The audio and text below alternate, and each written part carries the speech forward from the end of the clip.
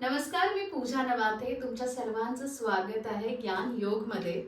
आणि सर्वात प्रथम आम्ही गणेश वंदना करणार आहोत, कारण का गणपती बाप्पा मोरया म्हटल्याशिवाय आपण कोणत्याही कार्याची सुरुवात करत नाही. तर गणपती बाप्पा मोरया मंगलमूर्ती. मोरया. तर माझे काका प्रकाश नवाथे गुरुजी आपल्या सोबत आहेत आणि ज्ञान आपल्याला तेच देणार आहेत, कारण का देवाची पूजा अर्चना कशी केली जाते आणि कसं ते का केलं जातं हे त्यांच्याशिवाय कोण आपल्याला अधिक छान पद्धतीने सांगू शकतात, कारण का ते स्वतः देवाची सेवा करतात, पुरोहित आहेत. तर काका, सगळ्यात पहिला प्रश्न, आणि मी अगदी माझ्या मनात जे प्रश्न येणार आहेत तेच विचारणार आहेत, त्याच्यामुळे आपल्या दर्शकांपर्यंत ते सगळे उत्तर जे आहेत ते त्यांना मिळू देत. कोणतंही कार्य सुरू करण्यापूर्वी गणेश पूजा किंवा गणेश वंदना ही केली जाते, माझ्याही घरात तुमच्याही घरात. तर हे सर्वात प्रथम गणेश वंदनाच का? खूप खूप छान प्रश्न विचारलास. सगळ्यात महत्त्वाचा मुद्दा आहे की गणेशाच्या स्तवनानं हे सर्व का केलं जातं. बरोबर. बरोबर. मुख्य मुद्दा एवढाच आहे की गणपती पूजन म्हणजे अक्षता, नक्षत्र, न तुटलेले तांदूळ, नारळ, पानाचा विडा अशी सर्वसाधारण सगळ्या पूजनाच्या माध्यमातून केलेली सेवा. बरोबर. एवढंच लोकांना माहिती आहे. बरोबर. पण त्यांना हे माहिती नाही आहे की ज्याची आपण सेवा करतो आहोत तो विश्वाचा हृदय आहे. ओंकार प्रणव अशी एक प्रचंड शक्ती आहे की तुमचं इथलं जे सगळं तुम्ही करता ते तुमच्या कुलदेवीकडे, तुमच्या इतर सर्व देवतांकडे, हनुमंताकडे म्हणा, सद्गुरूंकडे म्हणा, सगळीकडे पोचवण्याचं काम फक्त गणेशच करतो. म्हणूनच त्याला विघ्नहर्ताही म्हटलं जातं, विघ्नविनाशक म्हणून म्हटलं जातं. हो. आणि त्याहीपेक्षा अत्यंत महत्त्वाचा मुद्दा असा आहे की त्याचा पूजनातला आनंद सुद्धा मोठा आहे. नक्कीच. म्हणून गणेश पूजन ही कार्यारंभी सगळ्या देवांची स्थापना असो, आपल्या घरातलं कोणतंही मंगल कार्य असो, त्याच्याशिवाय पान हालत नाही. नक्कीच नाही. एखाद्या वेळी एखादा व्यक्ती नास्तिक असेल, ते ह्या सगळ्या गोष्टीत विश्वास करत नसेल, पण त्यांच्या घरातले करतायत, ठीक आहे, मग तो काय म्हणतो, सगळे देव तर सारखेच आहे म्हटलं जातं ना, मग तुम्ही गणेश पूजा सर्वात प्रथम करू नका, काय होईल त्याने? पण नेमकं गणेश पूजा सर्वप्रथम करण्यामागे काही असं कारण आहे का महत्वाचं, आणि ते नाही केलं तर त्याचा परिणाम काय असतो? एका वाक्यात सांगू का? हे बघा की गणपतीकडे तुम्ही जोपर्यंत गणपतीच्या माध्यमातून जात नाही, ओंकार प्रणवाची आराधना करत नाहीत, उपासना करत नाहीत, तोपर्यंत तुमच्या सगळ्या ज्या गोष्टी आहेत, जिथं तुम्हाला ते पोचवायचे आहे तिथं पोचणं फार मुश्किल आहे, कठीण आहे. नक्कीच. कारण गणेश पूजन हे कार्य सर्व प्रथम करण्यामागे पण एखादी गोष्ट आहे का? हा, कथा आहे. हो. आपण कथा ही सर्वसाधारणपणे जनरल सगळ्यांना माहिती आहे. पार्वतीनं मृत्तिकेचा गणपती केला, आपण तो पार्थिव गणपती म्हणून घरात पुजतो दरवर्षी. बरोबर. पार्थिव याच्यामध्ये पृथ्वी तत्व आहे आणि यामध्ये सुद्धा पृथ्वी तत्वच आहे. अक्षत हे आपल्याकडे आपण जे भात लावतो त्याच्यातून निर्माण होणारा न तुटलेला तांदूळ, की जो आपल्याला सर्वच आपल्या शरीरामध्ये उत्तम प्रकारच्या वेव्स देऊ शकतो, रेंज देऊ शकतो. जर तुम्ही त्या चांगल्या भावनेनं, चांगल्या विचारानं, चांगल्या मनानं गणपतीचं पूजन केलं तर तुम्हाला तुमच्या सगळ्या मार्ग सुसाट झाले ना पुढच्या जीवनाचे. जर तुमचा त्याच्यामध्ये विश्वास नसेल, विचारावर विश्वास नसेल, गणपतीवर विश्वास नसेल, त्याच्यावर श्रद्धा नसेल, तर त्या कुठे गोष्टी कशा जाणार पुढे? नक्कीच. मी आत्ताच आमच्या देवघरातल्या गणपतीच्या मूर्तीकडे बघत होते. खूप सुंदर अशी मूर्ती आहे आणि आम्ही नेहमीच संकष्टी दिवशी किंवा इतर महत्त्वाच्या दिवशी त्यांची वंदना करतो. पण आमच्या देवघरात अजूनही छोट्या छोट्या मूर्त्या आहेत गणपतीच्या. आणि हल्लीच मी एक व्हिडिओ बघत होते YouTubeवर की त्यात सांगितलं गेलेलं की एकापेक्षा अधिक मूर्त्या गणपतीच्या किंवा कुठच्याही देवाच्या देवघरात ठेवल्या नाही गेल्या पाहिजेत. ह्यावर काय सांगाल? जास्त आपण देवघरामध्ये ज्या देवांच्या मूर्ती ठेवतो, ज्याचं पूजन अर्चन करतो, त्या शक्यतो एकाच प्रकारची एकच मूर्ती असावी, शक्यतो फोटो नसावेत. याचं कारण सकारात्मक ऊर्जा जिथून आपल्याला मिळायला हवी तिथून ती अनेक मूर्त्या असल्यानंतर मिळत नाही. बरं. गणेश उपासनाविषयी आपण बोलतो आहोत, तर गणेश उपासना ही कशी केली जावी योग्य प्रकारे की त्याचा लाभही अधिक मिळावा, बाप्पा आपला खुशी होऊन भरपूर आशीर्वाद द्यावे? घाई गडबडीमध्ये आज लोकांना सगळ्या उपासना करताना, पूजा अर्चना करताना सगळ्या प्रकारच्या षोडशोपचार पूजा किंवा अन्य काही ह्या गोष्टी करणं फार मुश्किल झाले. धावपळीचं जीवन आहे. तरीसुद्धा देवाकडे उपासना ही दृढ पद्धतीनं व्हावी, एकात्मतेनं व्हावी आणि त्याचा उत्तम प्रकारचा लाभ आपल्याला व्हावा. तर अगदी साधं आणि सोपं समीकरण आहे. पंचोपचार पूजा, गंध, पुष्प, धूप, दीप आणि नैवेद्य, बस एवढं त्याला अर्पण करा ना. परंतु ज्यावेळी आपला मोठा कोणत्याही प्रकारचा कार्यक्रम असेल, देवांच्या स्थापना म्हणा, अन्य काही म्हणा, ज्यावेळी मोठी अनुष्ठानं असतात किंवा मोठे उपक्रम असतात, त्यावेळी या गणपतीचं पूजन फार मोठ्या वेगळ्या पद्धतीनं केलं जातं. फक्त गणपती पूजन सुद्धा वेगळ्या पद्धतीनं केलं जातं. त्याची निव्वळ षोडशोपचार पूजा होत नाही. तर त्या उपासनेतून पुढचा संपूर्ण 5 दिवसाचा कार्यक्रम, 2 दिवसाचा कार्यक्रम, 1 दिवसाचा कार्यक्रम किती असो, तो निर्विघ्नपणे आणि उत्तम प्रकाराने यशस्वी व्हावा असं वाटत असेल तर गणपतीच्या पूजनाशिवाय पर्याय नाही. गणेश पूजन करताना कोणते स्तोत्र म्हटले जावे किंवा कशी उपासना केली जावी? सर्वसाधारणपणे ओम गं गणपतये नमः हा मूलमंत्र आहे. त्या मंत्रानं तुम्ही देवाची सेवा करा. बाकी काही नाही म्हटलं तरी चालेल.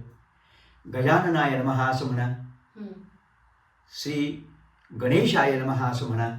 किती सोपी नावं आहे. सुमुखाय नमः असं म्हणा. जे नाव तुम्हाला तुमच्या हृदयाला स्पर्श करेल, तुम्हाला आत्मिक आनंद देईल असं म्हणा. नक्कीच. गणपती स्तोत्रही म्हटलं जातं, अथर्व शिष्य आहे. ह्या प्रकारचे जे स्तोत्र आहेत त्याचे किती फायदे होतात? त्याच्यातला सगळ्यात महत्त्वाचा फायदा असा आहे की आपली प्रज्ञा उत्तम प्रकारची राहावी, उत्तम प्रकारची शक्ती, बुद्धी, सामर्थ्य आपल्यामध्ये निर्माण व्हावं.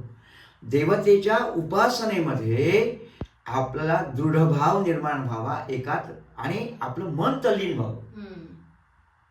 नामस्मरण केलं नाही तर कसं होणार? त्याच्याजवळ तुम्ही गेला नाही तर तो तुमच्या जवळ कसा येणार? सान्निध्य पाहिजे ना. बरोबर ना? बरोबर. गणपतीला दुर्वा वाहिल्या जातात, त्यामागचं काय कारण? खूप प्रश्न छान विचारला.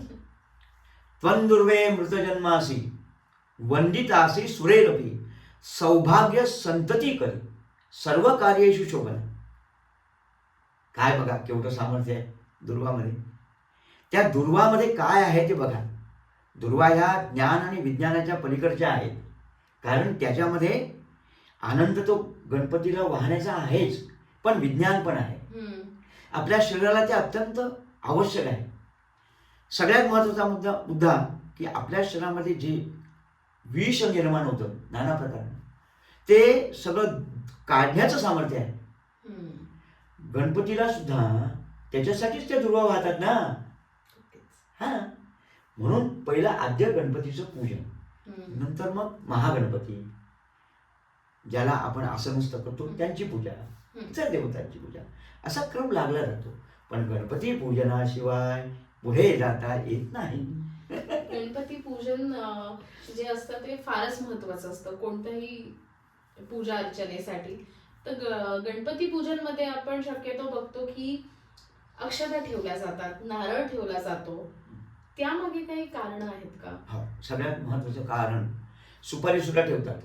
हो, सुपारी, नारळ, तांदूळ, परंतु तुपाचा दिवा, हो हो हो हे सगळं असतं. फुलं. पण नारळाचं सामर्थ्य एवढं मोठं आहे. हं, बघा तुम्ही बारीक नारळाच्या झाडाकडे जरा बघा.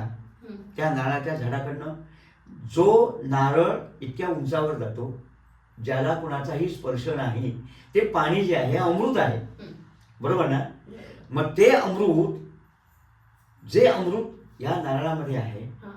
जे सेवन केल्यानंतर आनंद मिळतो, अनेक रोग दूर होतात, असं सामर्थ्य त्या अमृतामध्ये आहे. मग असा नारळ आपली पूजनाला ठेवायला नाही तर ठेवायचं काय? नक्कीच. हं? आणि अक्षता? अक्षता स्तंतुला शुभ्रा कुंकुमेन विराजिता न क्षत. आपल्याला आपलं जीवन परिपूर्ण व्हावं अशी आपल्या मनामध्ये इच्छा असेल, आपला हा जो मार्ग आहे हं, तो यशस्वी व्हावा अशी इच्छा असेल, हं. तर अक्षत म्हणजे पूर्णपणे तुटलेलं नको. जीवन कसं परिपूर्ण असावं, आनंदमय असावं. हो. काका, दुर्वा म्हटलं जातं की 11 असाव्यात, 21 असाव्यात, 51 किंवा 101 असाव्यात. हे का? आणि गणपती असं का? गणपतीला दुर्वा 21 वाहण्याचं एक साधं आणि सोपं कारण असं आहे की त्यांना आधी 21 ही संख्या त्याच्या आवडीची आहे, अच्छा. गणपतीची. दुसरी महत्त्वाची गोष्ट आहे, बाकीच्या सगळ्या ज्या गोष्टी आहेत 108, 1001, हे देवाला वाहताना आपली त्या देवाकडे दृढ भक्ती राहावी, आपलं मन इकडे तिकडे विचलित होऊ नये, हं, त्याची पूजा करत असताना तन्मयता व्हावी आणि आपला जीवनाचा जो काही मार्ग आहे तो यशस्वी व्हावा, हं. म्हणून त्या मार्गाने जावं. नक्कीच. ज्ञान योगच्या दर्शकांना आपण हा व्हिडिओ संपवायच्या आधी एक असा कांद मंत्र देऊयात ज्याने तेही खुश होतील आणि आमचे येणारे व्हिडिओ देखील बघतील, लाईक शेअर सबस्क्राईब ही करतील. तर असा एखादा मंत्र जो तुम्ही दर्शकांना सांगू इच्छिता, जो मंत्र म्हटल्यावर त्यांचे सगळे विघ्न दूर होतील. आपण गणपतीची जेव्हा सुरुवात करतो, हं. ती सुरुवातीची नावं आहेत ना ती म्हणतो. बर. एक मिनिट हा. सुमुखश्चैकरंतश्च कपिलो गजकर्णकः लंबोदरश्च विकटो विघ्ननाशो गणाधिपः धूम्रकेतुर्गणाध्यक्षो भालचंद्रो गजाननः. द्वादशैतानि नामानि यः पठेत् शृणुयादपि विद्यारंभे विवाहे च प्रवेशे निर्गमे तथा संग्रामे संकटैश्चैव विघ्नः तस्य न जायते. बघा केवढं सामर्थ्य आहे त्याच्यामध्ये, नावामध्ये आहे ना.